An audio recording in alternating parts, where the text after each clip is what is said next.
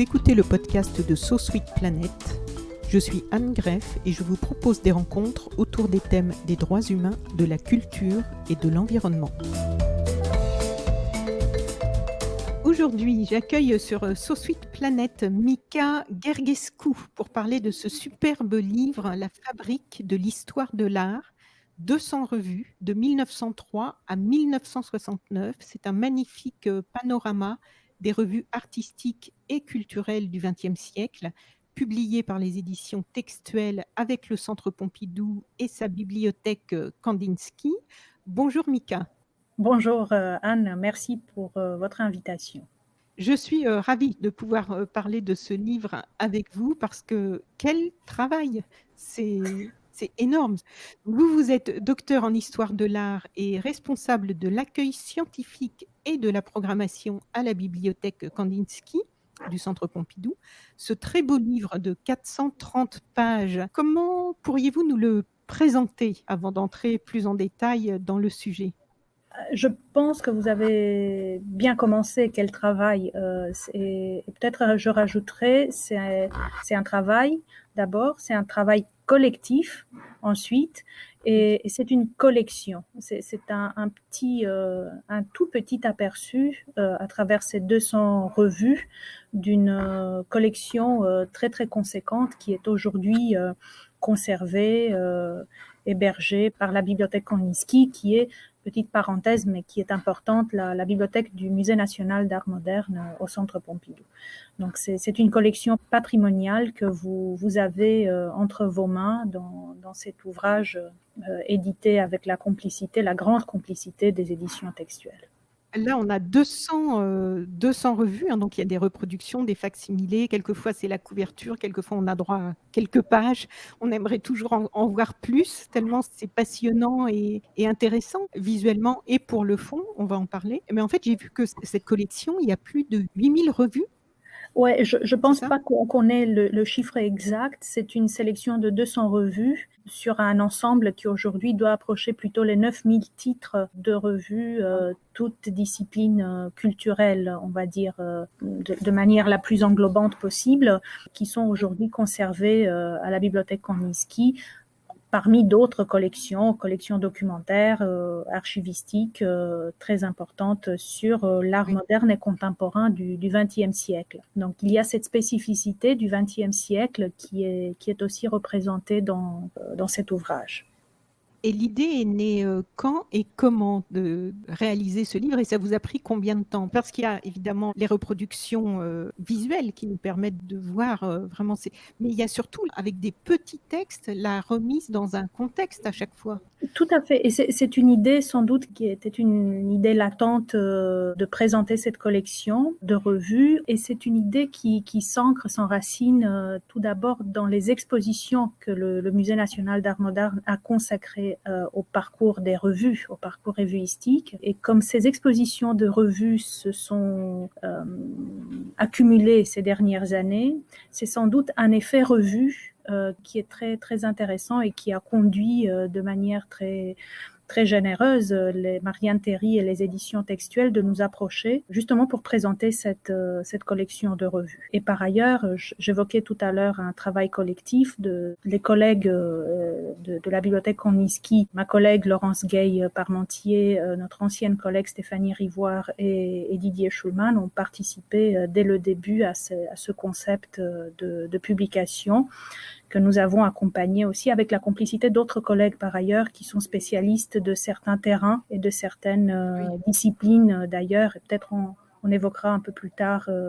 ces différentes interventions dans la publication. Donc, pour revenir à votre question, c'est une idée qui germait et c'est une idée qui se voit aujourd'hui concrétisée dans cette anthologie de titres. Alors, avec la présentation de ces revues, vous nous faites voyager, parce qu'on traverse le siècle, donc on voyage dans le temps, puis on voyage sur la planète aussi. Hein. Donc vous nous faites voyager de Prague à Montevideo, de San Francisco à Saint-Pétersbourg, de Tokyo à Mexico, de Belgrade à Lagos, de Sao Paulo au Brésil à Paris, en passant par Berlin et Milan. J'aime beaucoup les dernières phrases de l'introduction que vous avez signée et qui disent « Traverser une partie du XXe siècle en revue, c'est témoigner de la vivacité et de la pertinence de ses publications atypiques, toujours nouvelles, toujours critiques, attrapant l'esprit du temps et étant modelées par lui. La revue ne cesse de provoquer, d'agiter et de convoquer les inventivités et les intelligences. À titre personnel, qu'est-ce qui vous a le plus marqué, surprise dans ce travail? C'est une question qui me traverse toujours d'ailleurs et je la dois toujours à mes collègues et des collègues chercheurs ou des collègues conservateurs ou des collègues bibliothécaires. Je pense profondément que la revue d'art, c'est un formidable terrain et un formidable laboratoire. Bon, c'est peut-être banal pour tous les experts des études de la revue qui le savent déjà et qui savent à quel point la revue est un objet très très plastique et qui change beaucoup tout le temps, qui se contredit, qui accueille parfois des contributions absolument remarquables entre ses pages, mais qui s'épuise très vite. C'est le rôle de la revue de devenir, de la laisser tomber très vite. Ce qui est très intéressant avec le corpus des revues d'art d'architecture ou de design, c'est à quel point l'histoire de l'art moderne est construite entre les pages des revues et comment les articles ou les artistes qui ont fait cette histoire-là de l'art moderne et contemporain passe par la revue comme un outil formidable de travail artistique ou de travail critique. Et c'est pas anodin aussi que les dernières années ont vu se multiplier dans le champ scientifique, dans le champ académique aussi, de très nombreux projets de recherche sur les revues. Et il y a différentes chercheurs, je peux les citer si vous souhaitez, d'Evangelia Stead à Zaya Ramani, ou à échelle internationale de Béatrice Colomina à tout le réseau Esprit qui étudie aujourd'hui les revues d'art, qui mène un travail absolument formidable sur les revues d'art, sur les revues culturelles, comme outil de la modernité, outil de l'avant-garde. Et cette inventivité-là, bien sûr, j'en suis habitée et la collection est habitée par cette modernité. On reviendra peut-être aussi sur le caractère très international des revues, mais c'est placé à la bibliothèque Kandinsky, on capture cette dimension internationale avec beaucoup de facilité à travers les revues. Mais à la bibliothèque, c'est accessible au grand public, toute cette collection? C'est pas accessible au grand public. Le profil de la bibliothèque Kandinsky, c'est d'être une bibliothèque spécialisée en histoire de l'art moderne et contemporain et qui s'adresse à des chercheurs plutôt confirmés parce que vous avez des objets patrimoniaux qui ont besoin d'un soin attentif et d'une attention importante pour la manipulation et pour le travail de chercheurs. Tout à fait, ils sont rares, précieux, mais il n'empêche, ils sont accessibles et on essaye de les communiquer, soit dans leur format matériel, parce que c'est important d'avoir cette matérialité-là, soit à travers des campagnes de numérisation et de diffusion auprès des chercheurs. Et pareil, je crois qu'on reviendra sur cet aspect, la mise en ligne des revues, des grandes bases de données et de ressources numériques, de revues d'art à travers le monde. D'ailleurs, ont constitué un formidable levier pour les nouvelles études et pour les nouveaux chercheurs, pour les artistes surtout, pour les artistes et pour les designers et pour les architectes pour revisiter cette histoire. Alors, la période couverte par ce livre va de 1903 à 1969. Pourquoi ces dates? Parce que c'est une histoire très subjective. Et ça, on le dit, on l'assume. On n'avait pas forcément envie de repliquer les histoires de l'art communément admises et avec les bornes temporelles strictes de certaines histoires de l'art. Et parce que la revue ne se fonde pas, ne s'ancre pas dans une chronologie très rigide. Et on commence la sélection par une revue qui s'appelle L'autre, Das andere, de Adolf Loos, qui est une revue d'architectes, et c'est presque une première revue conceptuelle d'architectes qui est un manifeste très, très assumé de la part d'Adolf Loos, une figure majeure de la modernité architecturale en début de siècle, pour marquer un premier moment d'interrogation, de questionnement.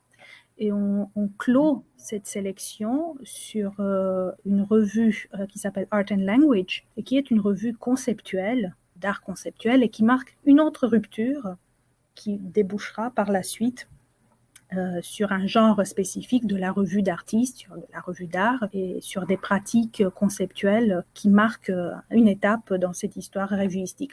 On aurait pu prendre d'autres dates par ailleurs. On aurait pu commencer avec 1901 et finir sur 1968 ou 75 et avec des titres tout aussi importants. Oui. Oui, j'imagine que ça doit être assez énorme à partir des années, toute la culture ensuite des années 60, avec tous les différents mouvements, mais le mouvement hippie et toute la musique et tout ce qui s'est croisé, visuellement, il y a eu aussi beaucoup de revues, mais après ça doit être compliqué de savoir où commence et où s'arrête la revue culturelle aussi, parce qu'il y a eu un peu tout et n'importe quoi après dans ces années-là, qui ne sont pas couvertes, hein, d'ailleurs par le livre, mais je me suis posé la question parce que du coup, j'étais presque un peu frustrée à la fin du livre de me dire: «Ah oui, c'est vrai, ça s'arrête en 69». C'était notre frustration aussi, parce que l'exercice est assez difficile d'isoler de son titre toute discipline culturelle confondue. Je pense qu'on touche aux axes majeurs de la pensée et Oui. s'arrêter à 200 titres sur cet ensemble de 9000, presque 9000 titres de revue. Donc forcément, c'est un ouvrage plein de frustration, si vous voulez, mais je pense qu'il marque certains moments assez divers et diversifiés, qui Oui. vont de la revue très luxueuse, de la revue d'art majeure, à des revues éphémères, à des revues engagées, militantes, Ah oui, on va politiques, en parler. littéraires. Voilà, on va en parler, Oui. sans doute.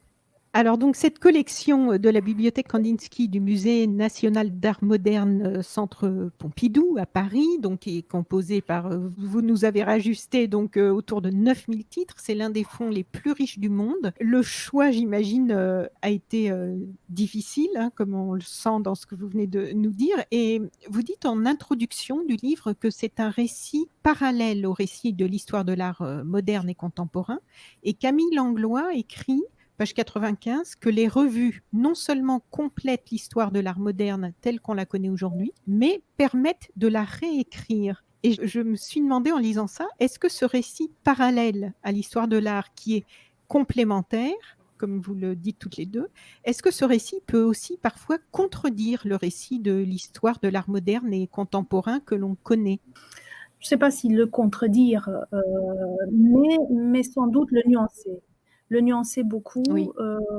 Quand on plonge dans les revues d'art, on a des avis peut-être plus relatifs par rapport à l'engagement de certains artistes ou bien à la manière d'écrire les théories de certains mouvements ou les dynamiques de groupe ne sont pas forcément celles que l'histoire de l'art très condensée, qui a aussi son rôle et sa nécessité.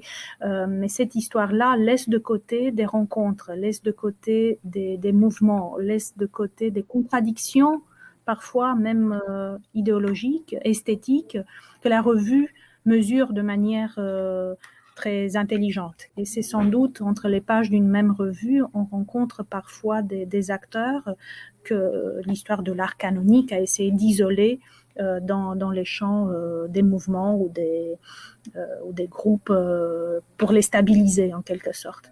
Moi, j'aime bien considérer la revue, les revues, comme des objets assez instables. Vous pouvez écrire un jour ou appartenir à un mouvement un jour dans une tribune et s'en détacher ou migrer ensuite vers d'autres. Et c'est ça qui est assez intéressant et difficile d'écrire d'ailleurs dans l'histoire des revues. Mais ce n'est que des moments T, dans un instant T, qui peuvent être isolés dans les revues. Et de l'autre côté, il y a des revues qui gardent leur cap de manière très, très stricte aussi, et ils ne se détachent pas de leur feuille de route. Et vous avez des revues conceptuelles, par exemple, ou des revues militantes, engagées, politiques, qui gardent leur feuille de route de manière très rigoureuse. C'est ça qui est intéressant aussi. Oui. Mais alors quand même, ce qui m'a frappée, je ne sais pas du coup si la sélection que vous avez faite est le reflet d'une réalité, mais dans ceux qui ont créé ces revues, les femmes sont quasiment inexistantes. Il y en a quelques-unes, mais quand même, elles sont tellement rares. Je pense la sélection que nous avons opérée réintroduit des figures femmes quand même dans cette histoire des revues. De Margaret Anderson et Jane Heap qui avait piloté une revue moderniste The Little Review à Paris, entre Paris, New York et Chicago, jusqu'à Vittoria Ocampo, jusqu'à des figures peut-être moins connues justement par cette histoire de l'art qui se concentrait plutôt sur des hommes éditeurs. Mais The Tiger's Eye, c'est Ruth Stephen qui mène la revue. Elles sont traversées par des figures de femmes directrices, de femmes éditrices. Et je pense que la sélection raconte une histoire aussi de femmes éditrices qui est importante. Mais c'est vrai que vous avez moins de directrices de revues dans les années 20-25. Mais ça s'équilibre en termes de parcours éditorial. Et je pense qu'on aurait pu rajouter d'autres figures féminines de femmes éditrices, de femmes directrices. D'accord. Et est-ce que vous pouvez nous en dire quelques mots de plus de ces pionnières qui ont créé et édité The Little Review dans les années 20? The Little Review, c'est une institution et c'est une institution que Margaret Anderson et Jane Heap conduisent sur les deux continents. Donc, elle démarre à Chicago, si ma mémoire est bonne, viennent à Paris dans les années 20 et The Little Review, c'est une plateforme qui sera associée aussi au grand procès de Ulysses de James Joyce et qui accueillera entre les pages de la revue des numéros spéciaux, des spéciaux dédiés à Brancusi, à Fernand Léger, au mouvement Dada. Je pense que même l'histoire Dada qui est racontée par Jane Heap et Margaret Anderson est complètement différente d'autres histoires du mouvement dadaïste qui ont pu être racontées. Et on voit bien les acteurs qui se rencontrent entre les pages de The Little Review. Et surtout, il y a des numéros formidables qui mériteraient d'être réévalués aujourd'hui, comme le numéro spécial que Jane Heap réalise à la fin des années 20 sur le théâtre avec Kissler et qui reste une anthologie d'études sur le théâtre, sur la scénographie et sur le rôle des avant-gardes dans l'écriture du théâtre qui est absolument majeur. Et sans doute, on pourrait gloser sur The Little Review qui a fait par ailleurs l'objet de très nombreuses études monographiques sur le travail de ces deux femmes majeure dans l'histoire moderne et des avant-gardes. Comme nous sommes en podcast, en format audio, donc on a parlé de frustration, ça va être assez frustrant pour nos auditrices et auditeurs de ceux qui viendront sur le site sosweetplanet.com pourront avoir quelques visuels, mais pour tous ceux qui sont sur les applications de podcast, sur les téléphones par exemple, ils vont sûrement avoir envie de rentrer plus dans le livre. Alors j'ai sélectionné des petits extraits qui, je l'espère, nous permettront de donner une idée à nos auditrices et auditeurs de toute l'effervescence culturelle et intellectuelle que l'on trouve dans ce livre. Par exemple, nous sommes en 1915. Alfred Stieglitz, donc figure majeure de la photographie du XXe siècle, crée la revue 291 à New York, dominée par l'esprit Dada. Stieglitz a aussi une galerie où il expose les tendances de l'avant-garde européenne. Henri Matisse, Auguste Rodin, Henri Rousseau, Pablo Picasso, Marcel Duchamp et Francis Picabia, entre autres. Et les revues, on le voit tout au long de ce livre, étaient très souvent liées à des galeries. Et ce qui m'a étonnée, moi qui ne suis pas du tout dans tout ça, c'est de voir qu'en fait, elles étaient aussi souvent, pas toujours, mais souvent créées par les artistes eux-mêmes. Comme si il y avait une idée de on n'est jamais aussi bien servi que par soi-même. Et on retrouve André Breton, Apollinaire dans nombre de revues. C'est incroyable, hein, cette activité. Tout à fait, c'est une tribune de valorisation, d'affirmation, d'engagement. Et l'économie des revues d'art et des cultures est très très intéressante en général. Ça pourrait faire l'objet d'une étude à part entière. Vous avez bien sûr les bulletins de galeries qui sont les vitrines les vitrines, les organes de valorisation des artistes d'une galerie, de l'engagement de la galerie, de diffusion d'une galerie. Et l'histoire de ce XXe siècle artistique et culturel est traversée par des bulletins de galeries essentiels. Le bulletin de l'effort moderne pour Léonce Rosenberg, les revues de Paul Westheim en Allemagne, ce sont des organes d'art et de culture qui ont modelé cette histoire de l'art et qui ont accueilli entre leurs pages toute cette modernité-là, toutes ces avant-gardes. Après, vous avez ce genre à part entière qui a un long héritage de la revue d'artistes, qui, en effet, on peut la situer avec Stieglitz et 291, qui est un très très bon exemple, mais on peut la voir aussi dans le sillage de la revue de Picabia, 391, qui s'inspire directement de cette revue, et il la détourne. On peut le voir dans les petites revues dadaïstes, qui sont des brûlots à eux seuls, la revue Merz de Kurt Schwitters, la revue New York Dada de Marcel Duchamp, et qui inscrivent justement ce projet de la revue pour la valorisation des travaux, bien évidemment, mais de la revue comme objet d'art, de la revue comme terrain d'invention plastique, graphique, intellectuelle. Vous avez les revues d'architectes qui sont d'autres cadres, d'autres genres de revues qui permettent la diffusion des structures, des théories, des textes théoriques et sur l'architecture qui sont extrêmement importants. Vous avez des revues qui jouent aussi sur le terrain architecture, esthétique industrielle, design, art décoratif, design d'objets, design graphique, et qui ont leur propre économie éditoriale à l'intérieur, et qui permettent d'évoquer des thématiques et des sujets qui vous intéressent, je pense, et je pense qui intéresseront aussi vos auditeurs sur la dimension d'architecture durable, d'écologie, de comment construire de manière durable et de manière intelligente.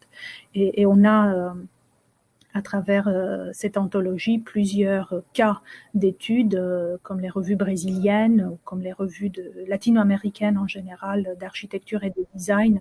Peut-être on va les évoquer un peu plus tard, mais qui sont même aujourd'hui des revues phares de cette pensée de l'architecture. Et puis vous avez les revues littéraires qui ont des économies de reconnaissance pour certains poètes, pour certains écrivains.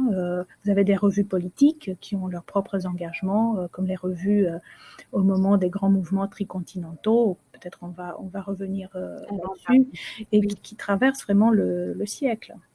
Et par rapport à 291, donc à cette revue 291, le texte de Laurence Gaille-Parmentier dit « Le dernier numéro de 291, dont la couverture est rehaussée de la photo d'un masque du Congo, témoigne des activités de la galerie éponyme et des discussions qui y ont lieu sur l'art africain et sur son influence sur l'art moderne. » Est-ce que c'était commun à l'époque, en 1916, de discuter de l'influence de l'art africain sur l'art moderne? Parce que ça a fait débat, je crois, en France. Complètement. Et bien sûr, c'était pas uniquement d'ailleurs cantonné aux pages de 291, mais que le rôle des arts dits primitifs, et je pense que le terme est pas très heureux pour l'employer dans ce contexte, et si on voit la manière dont les arts africains dans toute leur diversité ont pu être conviés au débat des arts modernes, ça c'est une histoire déjà plutôt bien connue aujourd'hui, et qui a suscité de très nombreux travaux, mais on est avec Stieglitz, avec 291, on est en plein dans ce débat sur le rôle des arts africains dans la construction intellectuelle et visuelle de l'art moderne. Et pas seulement. Si vous parcourez, par exemple, les pages de Der Querschnitt, de cette revue allemande des années 20 et 30, vous rencontrerez des photographies prises dans des collections, des grandes collections du XXe siècle de masques africains, de collections exotiques qui figurent dans les pages des revues. Donc, on revient encore à cette aspect qu'on évoquait en tout début de ce dialogue sur quel récit parallèle et quel récit de l'histoire de l'art on raconte, c'est justement, si on plonge un tout petit peu avec attention dans certaines revues et dans certains articles, on voit bien que ça déstabilise beaucoup nos a priori sur certains débats très actuels aujourd'hui d'ailleurs.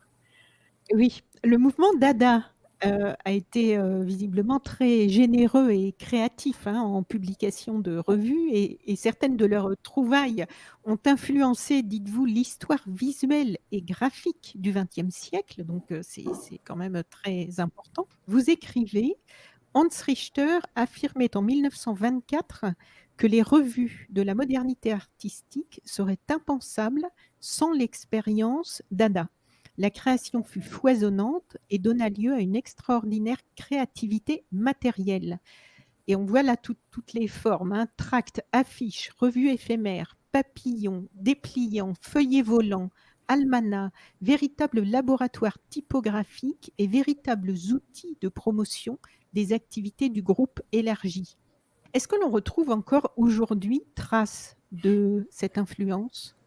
Oui, on la retrouve et on la retrouve. Il faut la chercher peut-être auprès des jeunes artistes et des jeunes designers et des jeunes typographes qui réinventent aujourd'hui peut-être beaucoup plus dans l'espace digital, mais sans abandonner complètement le médium matériel de la revue. On la retrouve, cette énergie. Dada décloisonne tout avec cette force de destruction et de négation qui lui est propre, mais avec une force paradoxalement très constructive et très inventive au niveau des revues. Bon, vos auditeurs ne pourront pas les voir, mais il faut imaginer que tout est éclaté entre les pages d'une revue Dada. La page elle-même, les mots, les structures, les dynamiques internes de la page avec des diagonales ou des éclatements de mots saisissants. La revue, encore une fois, la revue Merz de Kurt Schwitter, qui est à la fois sur ce balancement entre l'éclatement Dada et l'ordre de constructiviste qui s'impose, sont des exemples majeurs de cet éclatement-là, typographique, graphique, et avec des structures de pages remarquables. Il y a une autre figure majeure qui est entre ces deux termes de dadaïsme et constructivisme, c'est Theo van Doesburg, qui est un double dadaïste, sous le pseudonyme Ike Bonset, et qui est l'un des créateurs majeurs de revues des années 20, et qui invente cette revue qui se lit dans tous les sens de lecture, qui s'appelle Mécano, et qui inclut des objets curieux, des dynamiques de lecture différentes, des photographies et des photomontages extrêmement importants, avec des couleurs différentes. Donc il y a cette matérialité, elle est exploitée au maximum dans les revues Dada, et on la retrouve d'ailleurs comme un fil rouge sur tout le XXe siècle et jusqu'à nos jours. Vous avez des reprises des revues Dada, des détournements, des déclinaisons des revues Dada dans les années 50, dans les années 60, dans les années 70, quand il y a une belle dynamique post-dadaïste en terre américaine, et jusqu'à aujourd'hui. Et ça se passe par des typographies, par des matérialités très très diverses. Et par un esprit irrévérencieux, foncièrement irrévérencieux, et respectueux du support. Donc c'est cette contradiction-là qui donne des résultats graphiques remarquables.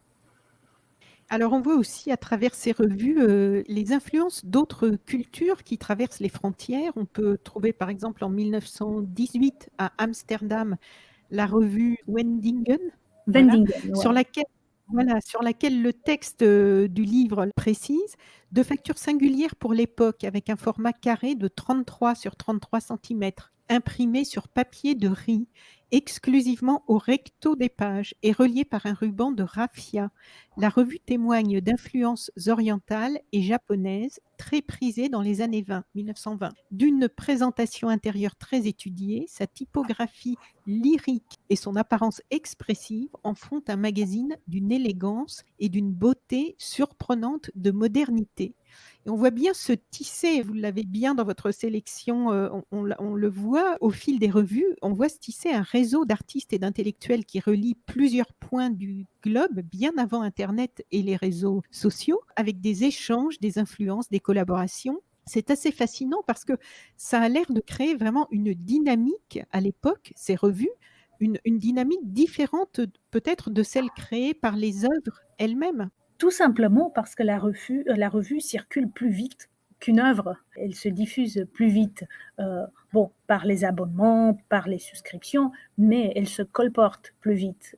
On la prend dans sa valise et on la diffuse. Il y a une figure exceptionnelle de ce point de vue de grand colporteur et animateur de revue qui est Marinetti, grand-père des revues futuristes et animateur de revues futuristes à lui seul, ou Prampolini ou De Perro qui sont des figures très très importantes. Mais Vendingen, par exemple, c'est une revue remarquable parce qu'elle arrive à tisser ce réseau par le biais des architectes, par le biais des décorateurs, par le biais des graphistes qui sont associés pour illustrer les couvertures de la revue Vendingen.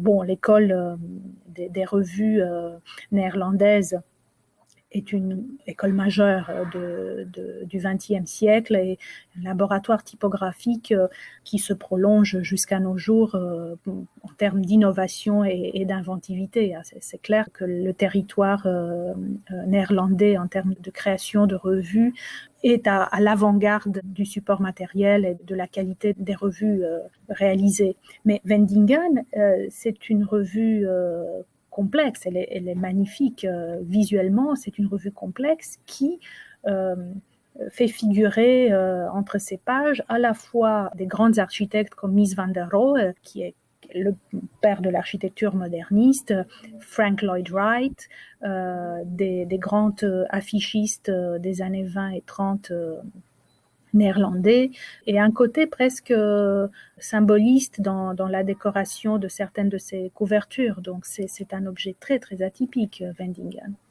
Voilà. Et peut-être pour rebondir sur le côté réseau qui est inhérent aux revues modernistes et aux revues d'avant-garde, et on insiste beaucoup sur cette dimension dans cette publication, il y a un dispositif qui apparaît toujours en quatrième de couverture des revues qui s'appelle la revue des revues. Et dans la revue des revues, vous avez toutes les revues consoeurs ou les revues partenaires ou les revues collaboratrices qui apparaissent dans les revues modernistes. Et c'est dans cette revue des revues, dans le quatrième de couverture, que les relations véritablement internationales se lisent de manière remarquable et très tôt.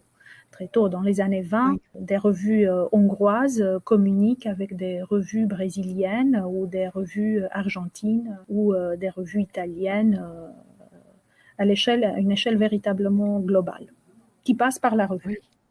Il y a une dimension évidemment qui est très présente et très forte dans ces revues, c'est la dimension politique et de l'engagement. Moi, j'ai trouvé ça vraiment passionnant de découvrir dans ces revues culturelles tous ces réseaux de gens animés d'une envie de changer le monde et qui déploient une incroyable énergie pour secouer la société là où ils sont, dans différents endroits de la planète, à différentes époques, quelquefois ouvertement, quelquefois clandestinement, avec beaucoup de passion, prenant des risques pour vivre ces publications qui servent leurs idéaux. Il y a pas mal d'histoires qui finissent mal, d'ailleurs. Pour 1918, par exemple, on voit la belle revue Daci et Dalla. Daci et Dalla, ouais.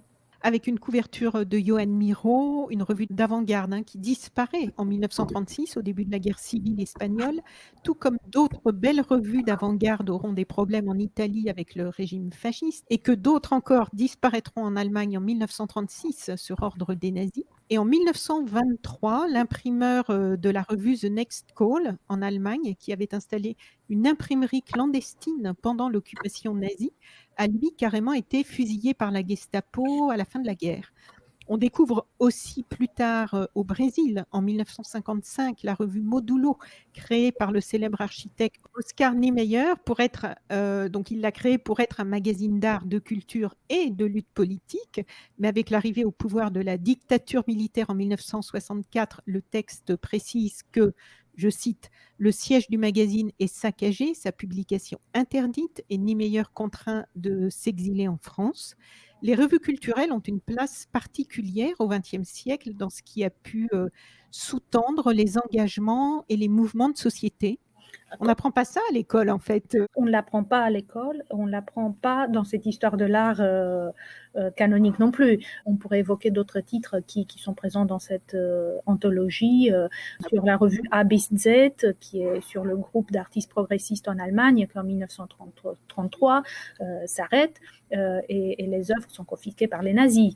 Et cette histoire politique, il y a un article extrêmement important dans cette anthologie, qui est l'article de Didier Schulman sur les périodiques culturels au moment de la libération, à l'issue de la Seconde Guerre mondiale, et qui raconte justement les vies très complexes de certains titres pendant la guerre ou après la guerre. Ou quand vous voyez par exemple le cas de la revue Tropique qui est menée par Aimé Césaire en Martinique, c'est quand même une revue qui est menée pendant le régime de Vichy et qui est sous contrôle et sous grande observation en Martinique.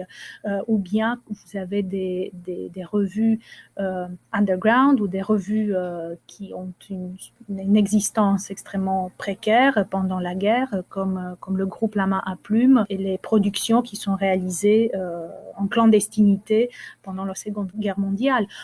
J'évoquerai pas ici toutes les saisies dont François Maspero a fait l'objet au moment de la guerre d'Algérie et au moment de la revue Partisan, ou bien tous les déboires de la revue Tricontinentale, ou toute la problématique des revues qui essayent d'en parler au moment de la guerre d'Algérie, essayent d'en parler du conflit sans en parler, ou en le faisant avec beaucoup de difficultés. Donc, ce sont des revues qui sont complètement investies dans cet esprit du temps, avec des engagements très forts. À l'autre bout du spectre, vous avez les revues de collaboration, des revues qui n'en parlent pas du tout et qui font comme si de rien n'était, et qui arrivent à maintenir une activité fleurissante en des situations politiques extrêmement complexes. Et c'est cette histoire-là, et on le voit aussi dans cette anthologie, par certains titres qui sont choisis et sélectionnés, à quel point la négociation est compliquée en termes de revues, et y compris la négociation éthique pour certaines. J'ai relevé aussi Labyrinthe, créé en 1944, une revue lancée par Albert Schira, qui avait déjà fondé Minotaur. Labyrinthe est souvent distribué dans la rue ou dans les kiosques et réalisé avec Alberto Giacometti et Balthus. Labyrinthe entend, je cite, offrir un espace aux artistes et aux intellectuels privés de moyens d'expression durant la guerre. Et ça aussi, j'ai trouvé ça assez fascinant de voir à quel point ils déployaient beaucoup d'énergie, ces artistes, pour continuer à s'exprimer coûte que coûte. Coûte que coûte, et dans des économies précaires, parce que certaines revues ont des durées de vie très courtes. Et elles arrivent en effet à mobiliser leurs moyens sur certains numéros, mais elles n'ont pas une longévité extrêmement importante. Et de l'autre côté, vous avez les revues qui arrivent à résister malgré et envers tout.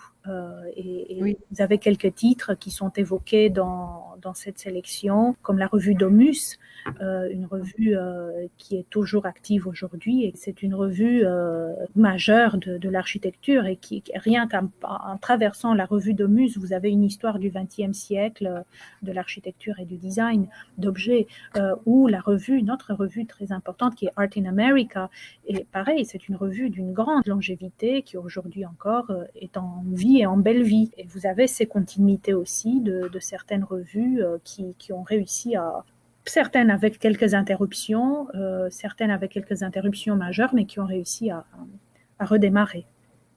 En 1921, on trouve Broom à Rome, Berlin, New York, donc véritable, je cite, véritable charge contestataire contre le conservatisme national, mais aussi contre le rejet des valeurs de l'Amérique traditionnelle. La revue multiplie des interrogations littéraires, culturelles et identitaires dans un duel transatlantique ininterrompu.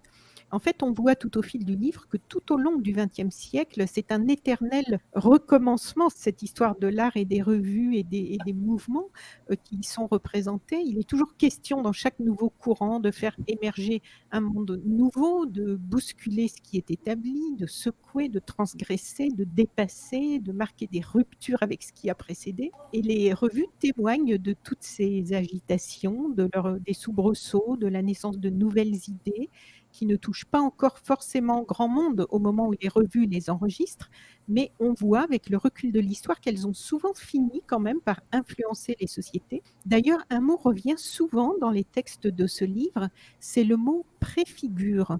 On sent effectivement que s'esquissent dans beaucoup de ces revues des courants artistiques. Ce sont vraiment, comme vous le dites pour la revue Klaxon, ce sont, comme vous dites donc pour la revue Klaxon au Brésil, des incubateurs de tendances.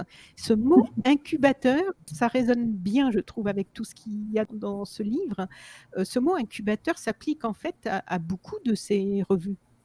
Oui, et cette idée aussi de transformation de monde qui est prise dans le projet de la revue comme projet non seulement artistique, mais comme projet social. Beaucoup de revues des années 20 sont traversées par cette volonté de transformer le monde. Je crois que les revues constructivistes qui sont très, très impliquées dans une action élargie sur tous les registres et dans tous les domaines de la vie quotidienne, sont des belles incarnations de ces projets sociaux et artistiques et culturels très fusionnels presque, et qui enregistrent aussi les dynamiques de la vie quotidienne et de la vie moderne.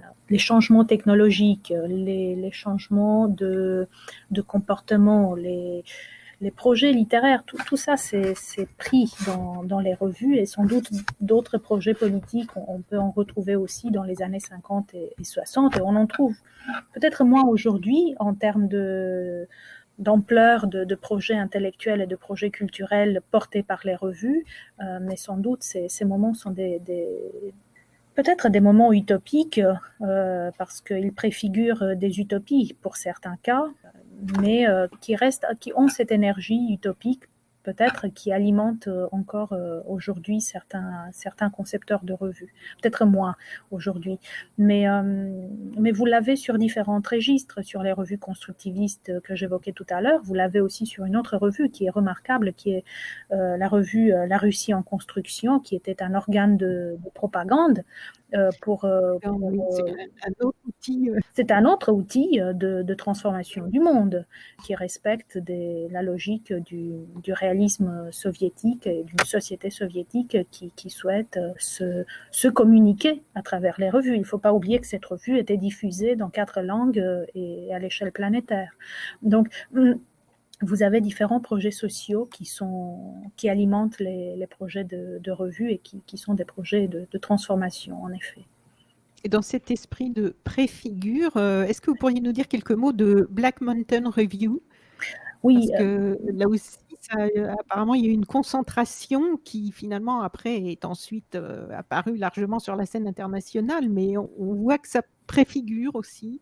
Oui, tout à fait. C'est ma collègue, c'est Laurence Gay, qui en a beaucoup écrit sur Black Mountain Review, et qui est rattachée à une collectivité d'artistes et d'écrivains en Amérique du Nord, qui est une revue avec une durée de vie assez courte, mais qui incarne peut-être ces expérimentations poétiques et artistiques qui seront moteur très active pour la suite, pour l'abstraction gestuelle, pour la littérature expérimentale américaine, pour tout le travail des années 50, 60, jusqu'à dans les années 70, qui sont capturés dans cette revue, avec certaines participations extrêmement importantes de la Generation Beat, de Allen Ginsberg, de ce que deviendra par la suite la Beat Generation. Donc, ce sont des incubateurs de toute petite durée, mais qui font long feu. En effet. Je vous donne rendez-vous pour écouter la suite de cette interview dans le second épisode de ce podcast de SoSuite Planet avec Mica Gergescu, qui nous parle de ce superbe livre La fabrique de l'histoire de l'art, 200 revues, de 1903 à 1969, un magnifique panorama sur plus de 400 pages des revues artistiques et culturelles du XXe siècle, publié par les éditions textuelles, avec la bibliothèque Kandinsky du Musée d'Art moderne du Centre Pompidou à Paris. À très bientôt sur SoSuite Planète pour la suite.